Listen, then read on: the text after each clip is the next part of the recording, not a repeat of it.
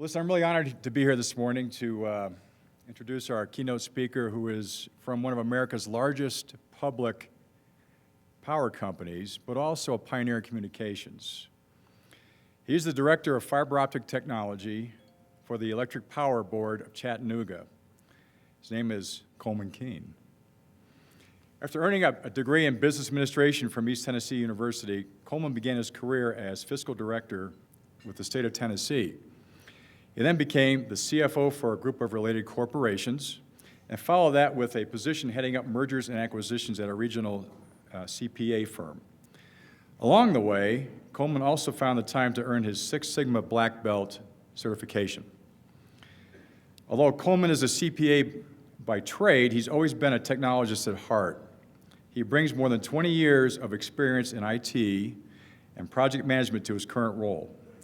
Colman is an expert on the EPB fiber optics network, from the initial business planning and technical architecture to software implementation. Today, EPB's community-wide fiber network delivers standard internet speed up to 10 gigs per second. And now you know why Chattanooga's new nickname is Gig City. With all that focus on speed, it's no wonder that Colman, in his copious spare time, is a recovering whitewater enthusiast. So with that, it's my great pleasure to introduce our keynote speaker for this morning, Mr. Colman Keane. Please join me in welcoming him. Great, thank you. Thanks. All right. First off, I'd like to thank you guys for inviting me out here. I really enjoy these opportunities to come and talk with groups like you guys. And one thing as we kind of go through my presentation is I really prefer to make these more of a conversation than me just standing up here going through 100 slides and committing death by PowerPoint for you guys.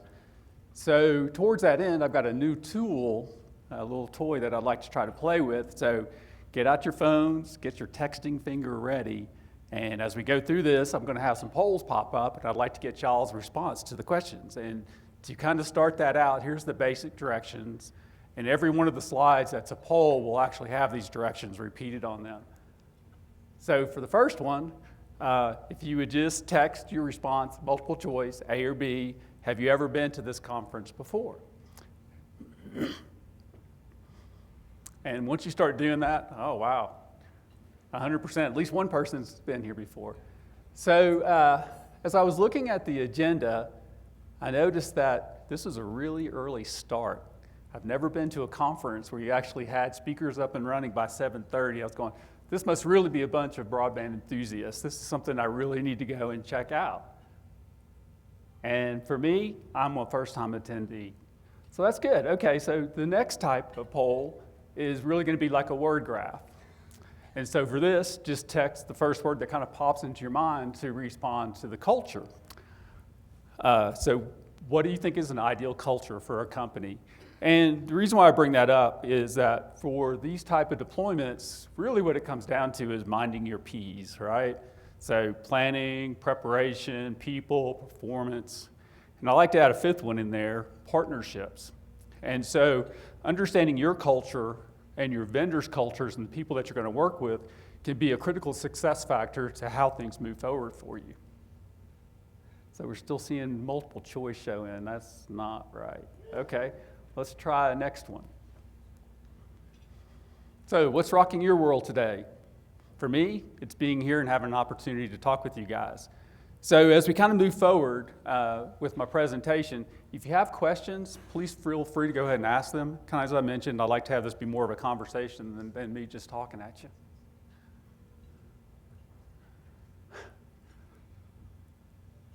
Snow, that was the one I was waiting for. All right. Okay, so I'm going to go ahead and get started. So I'm from Chattanooga, Tennessee. It's in the southeast corner of Tennessee. It's about 120 miles north of Atlanta, just to kind of give you a relative position. Chattanooga's a beautiful city. We have a river that runs right through the middle of it. We're surrounded by mountains, or I guess as you would call them out here, hills. But, we love our majestic peaks, all 700 feet of them. But anyway, it's a beautiful city. But that hasn't always been the case. Chattanooga was known as the dynamo of the Dixie, so it was a very heavy industry through the 50s, 60s, and 70s. So, in supplying Detroit, Chattanooga was one of the primary producers of the old brake drums that the cars used to have on them. So Chattanooga in 1965, Walter Cronkite came on the national news and labeled Chattanooga as the dirtiest city in the United States. So we had the worst air pollution and all that kind of stuff. And so just like much of the U.S., when that heavy industry left, it was a good thing and a bad thing. Our pollution left, but we were also left with a dying city. So if you look at where we were up through the 80s, you have before and after pictures. So the north side of our river, on the left side, what it looked like, what it looks like today. The second one down was a bridge that was abandoned. We turned it into one of the longest walking bridges that actually connects both sides of our city across the river. And then we opened up the riverfront. And so, today Chattanooga is a much different city than it was through the 80s and 90s. And much of that is because Chattanooga came together as a group and started a lot of visioning processes. What does Chattanooga want to be? What's next? And on top of that, we kind of laid in the gig, which was just kind of the icing on the cake. So I work for EPB. You may be wondering what that is. That's the Electric Power Board for Chattanooga. We're a municipally owned utility, and we have been in Chattanooga since the mid-30s. We are a distributor for TVA, so we don't produce any power. We're just the distributing arm. And core to our mission has always been economic development and quality of life. We cover about 600 square miles, a little over 600 square miles, and we pass 170,000 homes and businesses in our footprint. So I was kind of curious where you guys were in your stage of what you're doing from a broadband perspective. Hope. That's good. That's good. All right. Implementation. So we've been doing this for 8 years. We're still implementing.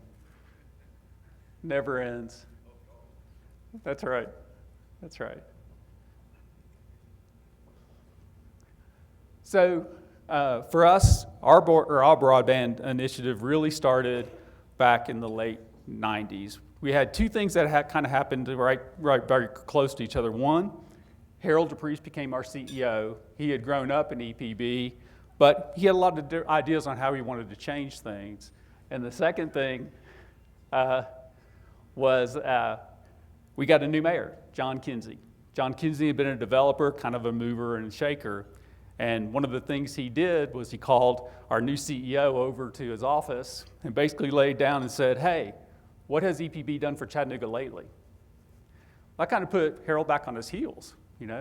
EPB has been a well-run utility. We were always, when you looked at our metrics, whether it's call time or whatever it is, we were always at the top of the list for the valley. So it kind of irritated him a little bit.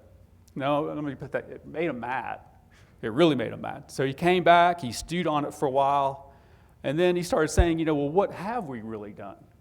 When we look at it, utility companies have been run the same way for forever. There have really not been very many changes in the 50 or 60 years. We added some digital stuff, but for the most part, it was mechanical switches, mechanical meters, all that kind of stuff. And so he kind of threw down a challenge. Harold was like, okay, guys, what do we want our utility system to be in the future? What is the utility system of the future going to look like? Well, there were some things we knew. We knew that outages have a high cost to the businesses in Chattanooga.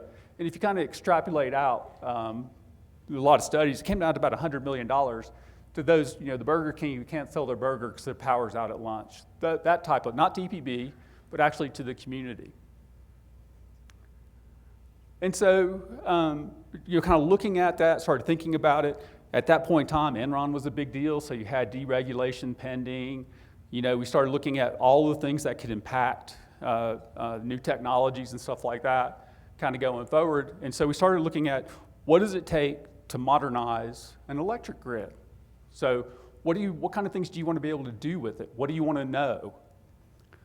And so this is what we came back with. We wanted a system that was intelligent, self-healing, and interactive, the ability to communicate not only with itself, but also with us and our customers.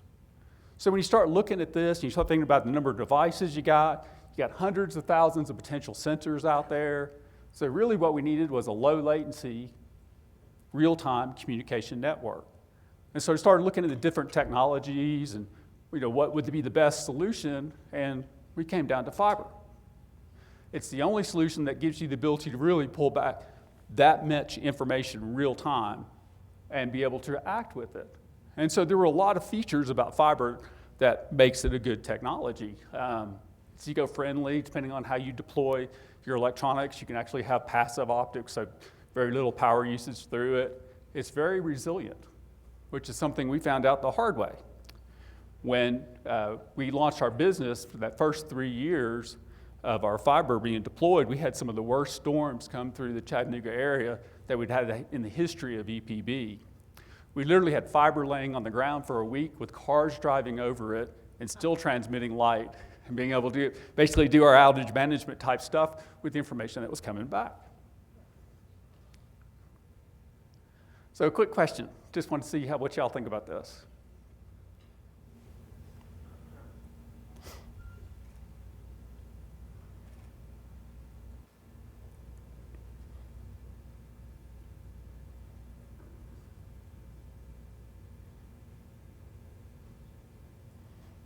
No yeses. I'm surprised.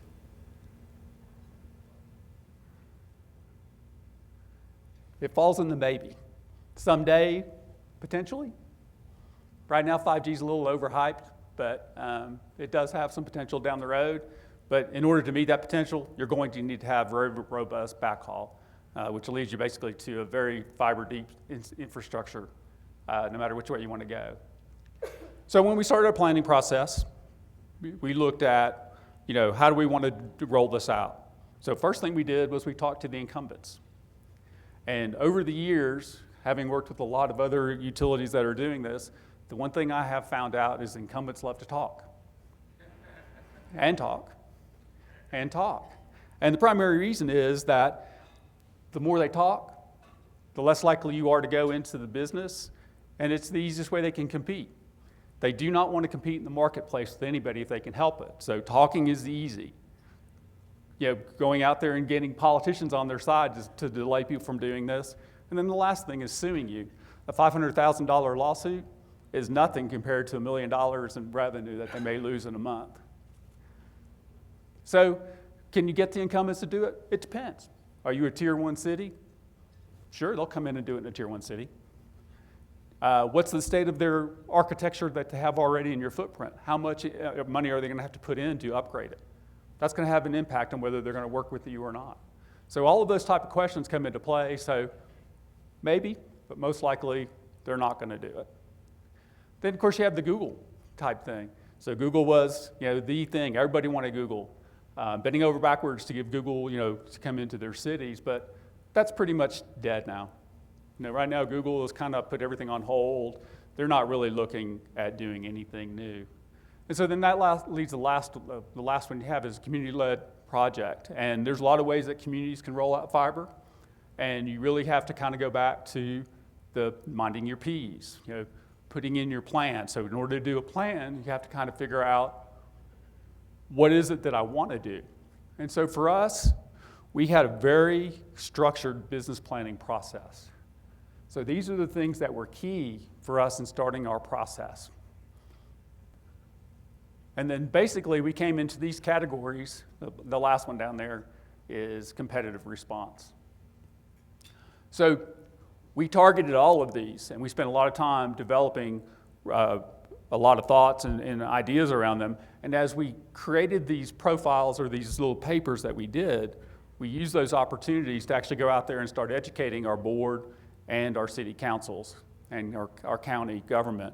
So as we went through the process, we made sure to keep engaged with those entities to keep them as supporters for our project. And one of the things that in Tennessee, I'm not sure if it's true in Colorado and other areas around here, but for our open records and sunshine laws, if the board or the city council is in a work session, that doesn't have to be a public open to the public. So we can deliver information one way, they just can't deliberate over it. So we were able to present this information in closed sessions to them over an extended period of time. So as we went through this process, we did a lot of planning, and we did a very structured approach. And so we had some very set goals that we wanted to accomplish. And that is a key factor that you need to do in your thing, is you need to establish what your goals are. What is it that you want to accomplish? And so people throw out like digital divide, economic development, ubiquitous coverage, all of those type of things. Well, sometimes those goals can be competing with each other. And so in deciding what is the best method forward, whether it's a public-private partnership or whether you're doing a full retail model, understanding what those goals are and what the risk and reward is associated with those goals. If you want ubiquitous coverage, doing a public-private partnership may or may not be the best solution, because the private entity may have no drivers to go into those high-cost areas. So depending on how you structure that deal can change whether that's going to work or not. Digital divide is another example that it kind of falls into what I tend to call a hidden tax.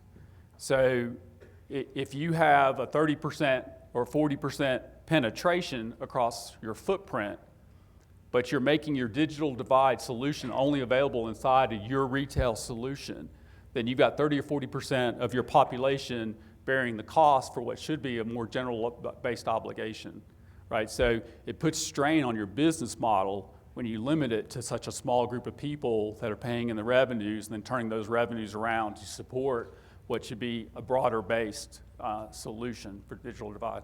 These are all basic things that you should be thinking about. Engage all your shareholders. Kind of mentioned that.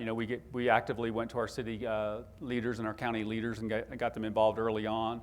We actually went around to all of the major businesses and talked with their CEOs and stuff like that about what we were going to do. So we started that pretty much day one.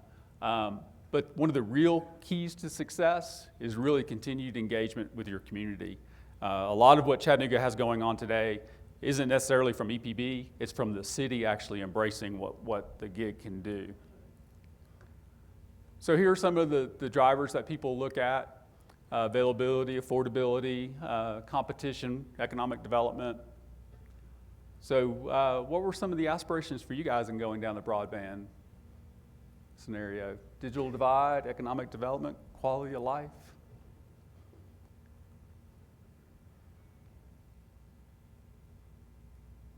Economic development, quality of life, yeah. Since we were the electric power board, we also had some additional, basically, that related around our smart grid aspirations. So we looked at all of these, plus what we could do from a power perspective. On affordability, one of the decisions we made early on is that we weren't necessarily going to be the low-cost provider. Right? So in working with our citizens and kind of doing our focus groups and market surveys, really what we found out was they wanted consistent pricing and they wanted value. And so that was a key driver for us, is that early on we never talked about it as being cheap broadband or cheap cable. It was always competitive price, better product, better service.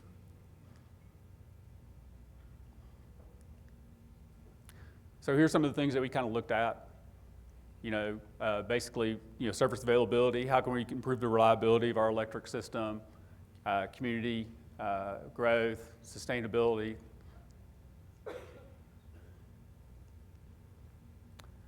As we were doing our business planning process, we looked at valuing this fiber broadband that we were building in 3 different ways. One was as a smart grid. The second was as a communication company itself. And then the third was the value to the community. And we had independent studies done. We did studies ourselves for all 3 of these. Any one of these 3 would have justified the cost of our build of our fiber. So this is what EPB looks like. We're longer, more than wide. And one thing that you'll notice is that we have a very dense core, but we get very rural very quickly. So about 65% of my footprint is rural.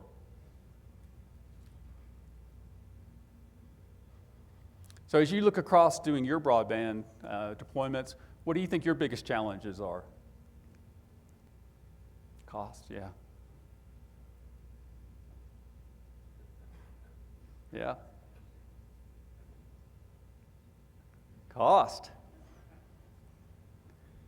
We must have money people in here. Is that what it is? Political will, that's a good one. Grant funding.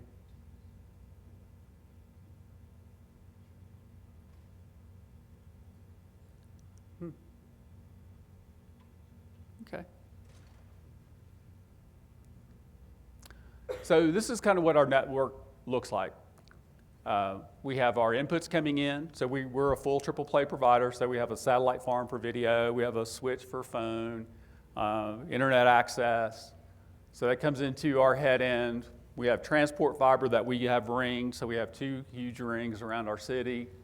Those go into what we call our nodes, and that's all fully redundant and through the core. Then you get into a linear network that goes out into your neighborhoods with your distribution fiber.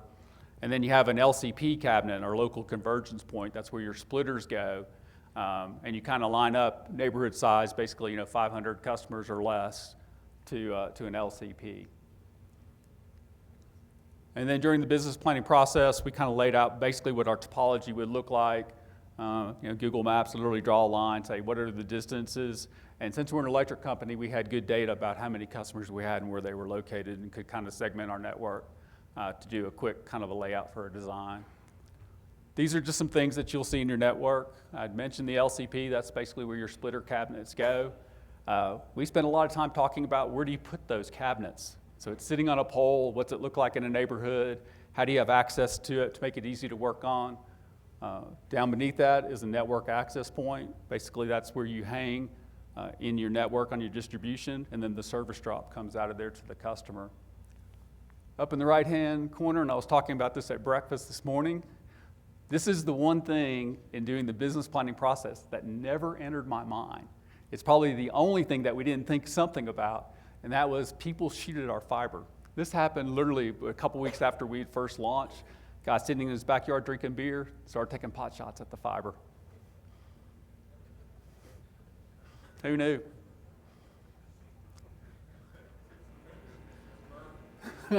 Exactly, that's right. Absolutely, yeah. So kind of, we did our quick, fiber design for the outside, and we actually brought fiber designers in-house. And so we actually got a contractor, and we had them bring their employees in, sit in our office, and we had them design inside of our GIS and mapping system, because after this was all over, we wanted to have that information. We wanted to be able to run our system. So kind of just to give you how we did it, this was about a year in. So we started in 2008. So this was a year in. We had that kind of done 6 months later. And then basically another 6 months, we had completely built out our network. To move this quickly, it's really all about scale and having good partners and cash and funding.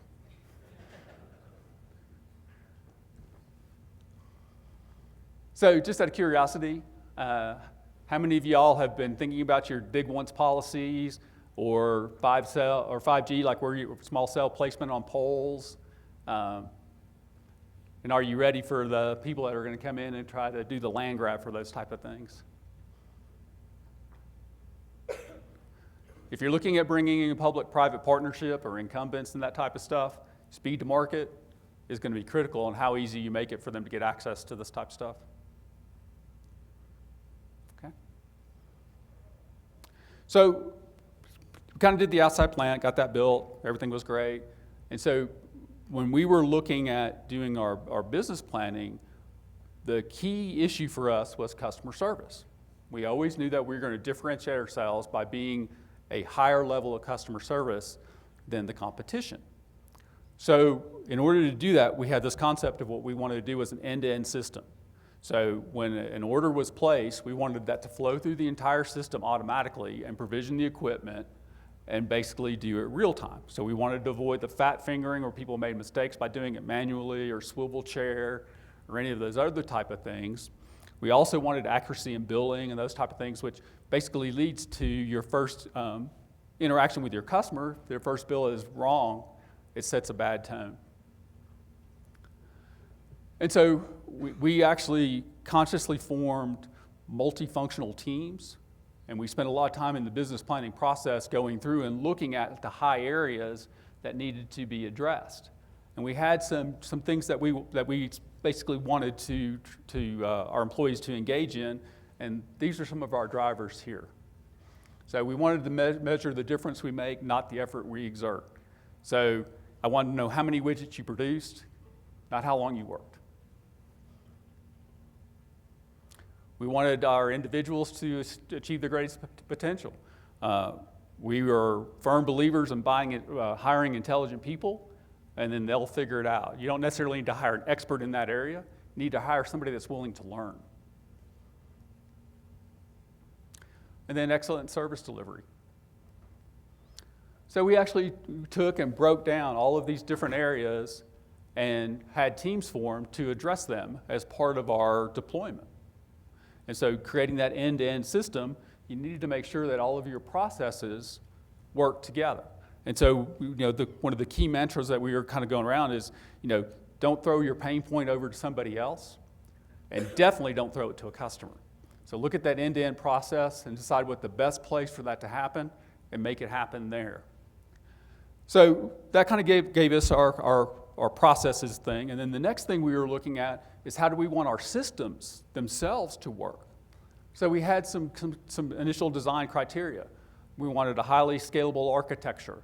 We wanted a scalable backplane. We wanted to be able to handle terabytes of data across our core.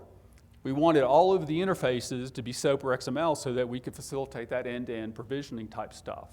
And of course, we wanted to be able to meet high-end business services. So this was our high-level design of what all that was going to be. That's what it actually ended up looking like. So we basically touched or replaced every system we had as we went through this process.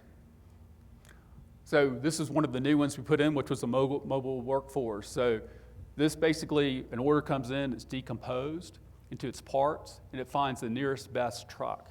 So based on skills of the employees in the truck and the tools that are available, and when they're going to complete the job, it can automatically route the truck to the next job.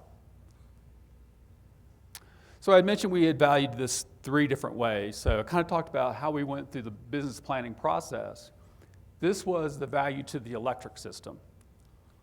So basically the study came back and it's about $300 million, which was more than what the system cost. And this was one of the sweet things. This was an interrupter that we put in. We put in about 1,300 of these, which basically allows us to create segments in our system that are basically 1 mile linear, 1 mile square. Gives us the ability to reroute power automatically. So if a tree falls, the system automatically reroutes power. So we had a lot of initiatives that we wanted to attack as part of this process. And so these are some of the things that we're seeing out of our system already. So it's been a huge success. The electric is seeing huge savings operationally, as well as being able to control load and quality at end of line. This is an example of an outage we had. This was 5:30, a tree fell just outside of the yellow line up towards the top and actually took out one of our transmission lines. And so in red are all the customers that are out. 28 seconds later, about 10,000 of those customers came out. There was about 12,000 total out to begin with. 15 seconds later, we had another couple hundred come on.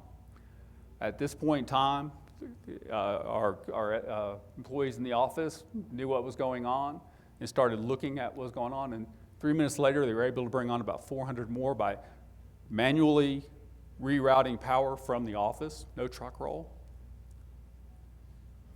And then 2 minutes after that, they were able to get the rest of them on. So basically in 6 minutes, an outage that would have taken us probably about 6 or 8 hours to resolve was taken care of, and the customers were all back on. Not only that, but we knew right where the tree had fallen, and the truck was already rolling to that spot. We didn't have to go find it. So we have hundreds of thousands of devices out there. And one of the things we're struggling with is we have a big data problem. We're getting trillions of records coming in. And so that's one of our big initiatives, is actually working how to make sense out of all that data. So one thing we're actually doing is we're pulling end-to-line quality from every meter, and we're proactively finding problems that are happening inside customers' houses. So this is an example of a lady who had a new heat pump installed. And she got a high efficiency heat pump, and when they installed it, basically they had the cooling and the heating operating at the same time. And she didn't know that, and so her power bill was going through the roof. So we literally called her, let her know that there was an issue going on. She told us that she'd had a new heat pump came in, so we rolled our truck out there and actually had our guys go out there and help her kind of troubleshoot it. Then she was able to call that company back in to fix our system. So we're proactively contacting our customers at this stage of the game to help them solve problems on their side of the meter. Then, of course, we can do full communication services off this backbone. And as I mentioned before, we're a triple play provider, so we have all three services. Very high level, we've got about 55% of the market. Our customer base has been growing pretty much steadily since day one. We're at about 90,000 customers. When we were doing our business planning process, our minimum take rate was around 28%, and so we needed a little over 30,000 customers to make this work, and we thought we would get 45,000. And then there's huge benefits to the electric side. The communication is actually paying to the electric side $30 million every year. And so the electric side has not had to do a rate increase equal to about 7% since we have launched. We've foregone a 7% rate increase on the electric side due to the efficiencies that we're seeing. And we're the largest taxpayer to the governments in our footprint. In Tennessee, for nonprofits and municipals like ourselves, if you go into a business like this, you have to pay in lieu of taxes. And so basically, we have to figure out the greater of what you would pay in federal taxes if you were in the for profit, or there's an in lieu of calculation, and you have to pay the higher of the two, but you pay it to the local, so it stays local instead of going to the federal level. And then we get great eco-friendly type stuff out here. We're not rolling trucks like we used to. So these are some of the savings in miles and that type of stuff that we're saying, just on the impact on the environment. Not to mention that the system we're running is much more efficient and uses less power than the other communication systems that were in place. And then the other thing that we did was value to the community itself. And so this was, I think it was the second or third study we had done after we launched, and it was showing what we had generated. And if you go back to our original study that we had done through the business planning process, it had estimated over a 10-year period, there would be around $500 million in value to the community. We have blown past that. As you can see, this is basically doing it over a 4-year period. So how do you get that community benefit? Well, you have to engage the community. And that's one thing when we first started, we built it, we thought they would come, and it got a kind of a ho-hum. I mean, we were getting our take rate, but the community wasn't getting excited about it. So we actually went out and started what we called intentional conversations. So we invited a cross-section of the community in every Wednesday and actually talked to them about what we had built, what it meant, and what you could do with it. And then turned around at the end of it and said, hey, it's yours. You need to figure out how to take advantage of it.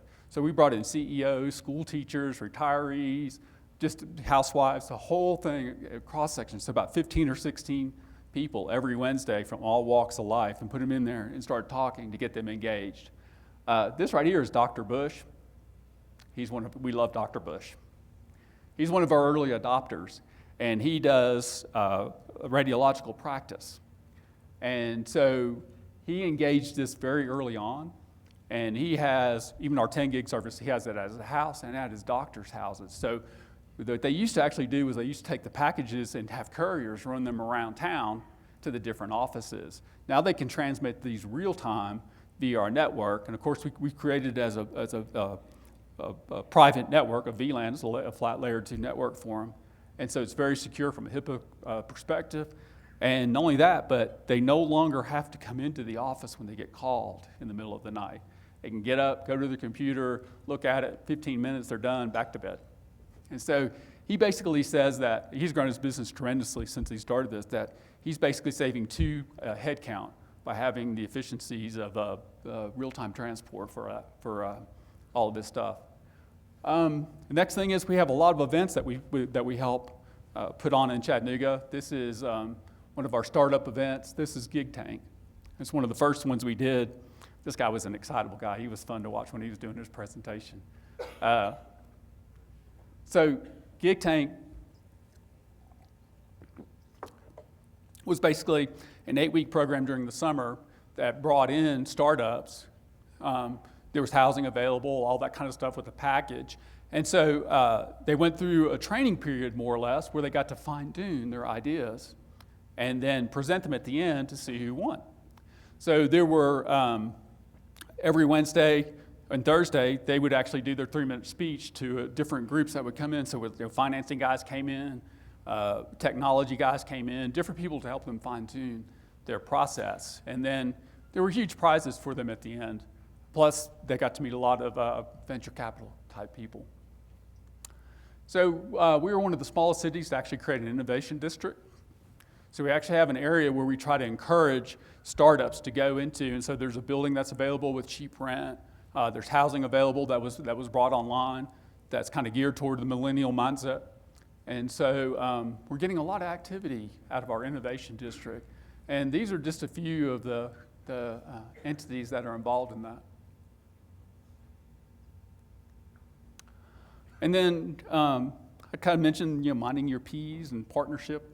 So we work a lot in trying to drive good partnerships, and these are some of the ones that we're really pushing. So the Department of Energy, Oak Ridge, that's a lot of our big data type stuff. We're working with those guys, so we're giving them access.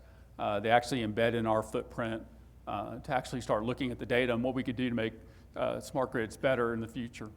And this is just a little video here, if I can get it to work. Ever think about the micro world that surrounds us? That fascinating world that is critical to life on Earth and yet is otherwise invisible to us? Well, kids in Chattanooga, Tennessee are about to learn about this world in a whole new way. Marine biologist Professor Dave Karen has just started teaching a class at USC with remote students at STEM School Chattanooga. STEM students in Chattanooga, home to the country's first community-wide gigabit network, are experiencing biology and STEM like never before. The interactive high-resolution microscopy system enables researchers at USC to place live biological specimens under a digital cinema microscope and capture ultra-high-resolution movies of the microorganisms while simultaneously transmitting live, high-definition images from the microscope system to students in the STEM class. STEM students can enhance their learning further by manipulating the microscope effectively at very low latency levels. The project represents the first to integrate digital cinema, optical microscopy, aquatic microbiology, flat panel displays, and gigabit networks into an educational environment in a scalable fashion. So this project really represents one of the first attempts at that. 1,800 miles away. 1,800 miles away. 1,800 miles away. It was amazing to see kids that are harder to get engaged in science or think they're not good at science. They were engaged almost instantaneously when they saw these microorganisms on the screen. As an educational tool, this project gives students the opportunity to see, appreciate, and understand the complexity, beauty, and science of the micro world that surrounds us. The impact on subjects like biology could be enormous, with thousands of additional high school students becoming inspired to choose the sciences as a focus for their careers, well before they reach a college campus. My interest level before, it was like right here, and then it's like up here. It really is.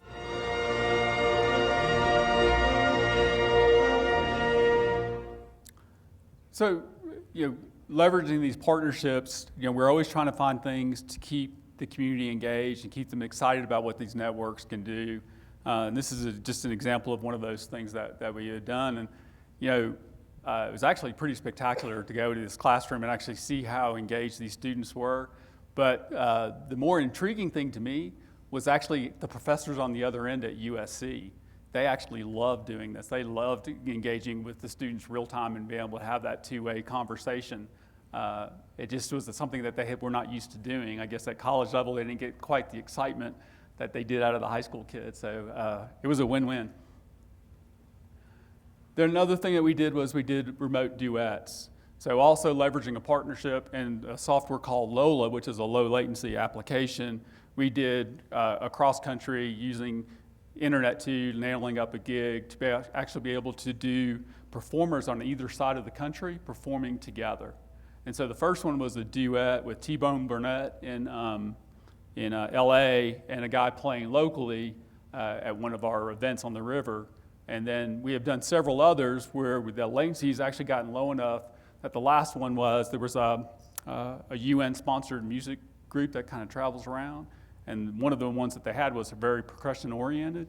So the last one we did, which was about 6 or 9 months ago, actually the latencies were low enough to actually support percussion across the internet connection. So that's getting basically faster than a blink of an eye type latencies. So that was pretty impressive, and it's one of the things that we like to try to show off. Some things we have coming down the road. This is another partnership with IBM and Nokia to basically leverage some of their artificial intelligence type layers to look at how we can help people stay in their houses longer. So whether you're disabled or elderly or whatever it is, so today when you look at the sensors that are available, it's pretty much off on. So they could go to the refrigerator, open the door, close the door, but you don't know that they ate. So what we're actually going to try to do with this here is actually track movements through their living quarters or whatever it is that they're doing and figure out what's normal for them. So if they go in every morning into the kitchen at 9:15 and they stay for 20 minutes, and then one day they go in and they only stay 5 minutes, you may assume that they had not eaten.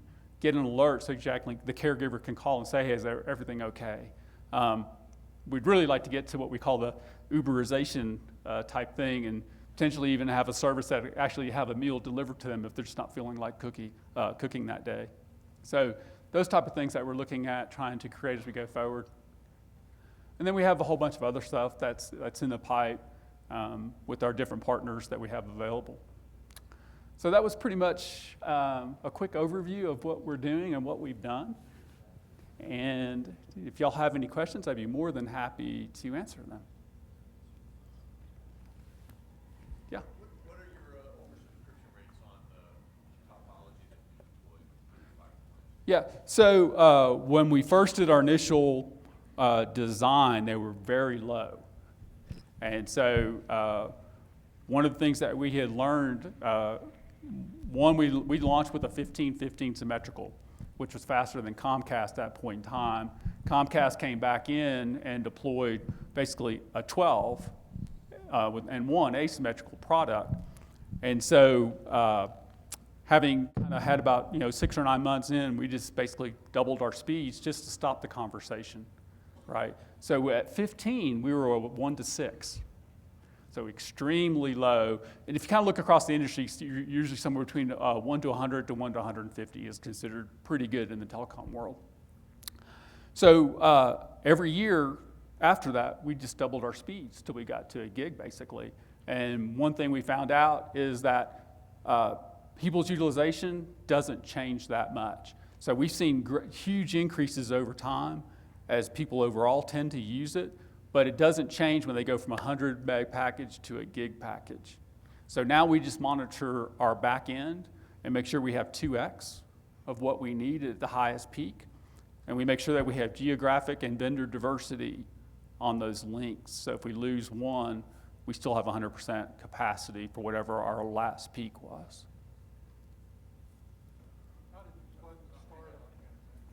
Yeah, so as I had mentioned, EPB was actually a very well-run utility. So the fiber and the electronics are owned by the electric system as a smart grid. EPB had the ability to fund that. So they had the borrowing capacity to borrow the money. And then there was a loan over to the communication side for $60 million for set-top boxes and all that very specific equipment.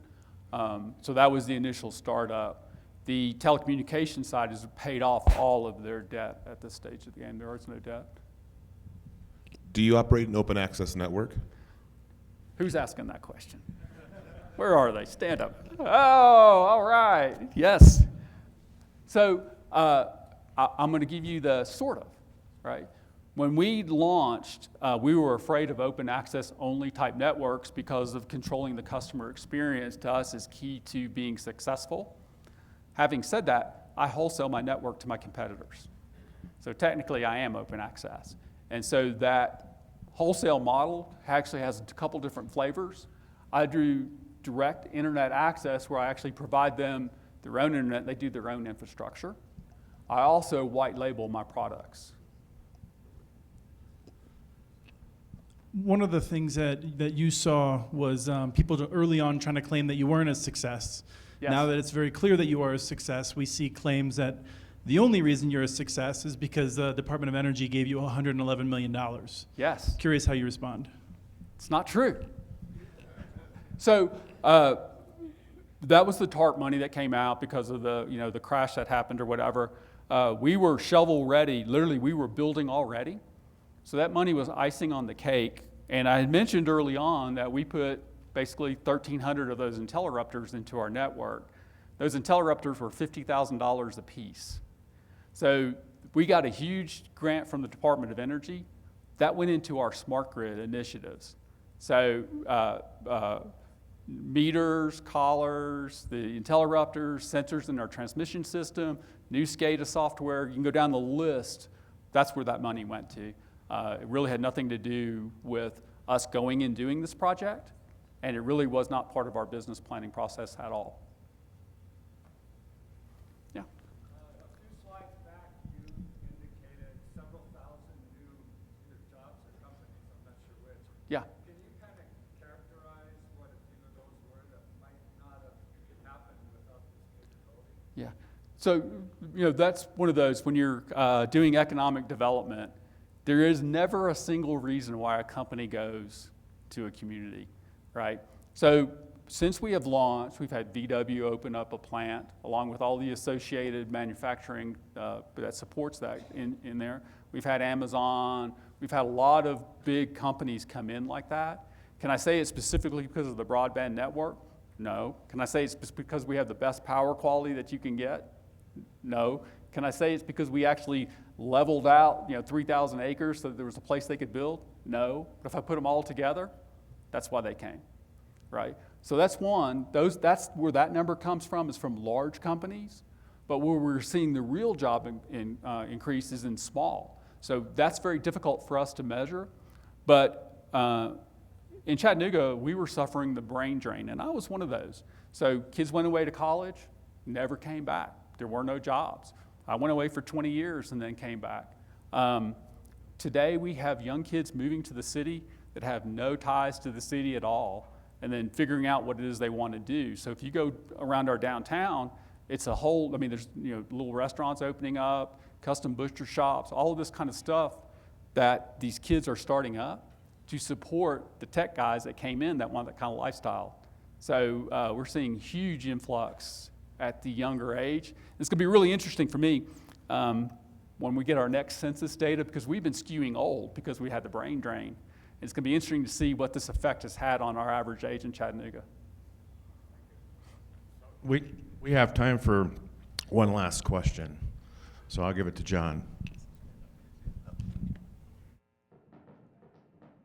Hi. So you mentioned that you had to make a choice about maybe raising rates. Can you maybe explain how much you did raise the rates to support this? We did not raise the rates at all to support this. In the electric world, one thing that we know is the cost of power is going up. So there's always rate increases coming down the pike. We've been able to not do rate increases because of the savings that we're seeing off the system. We have raised our video rates on our communications package twice over the 8 years that we've been in service. Okay. Well, thank you guys for letting me talk. I'm going to be around for the next couple of days. You know, if you have any questions, just pin me up against the wall and ask away.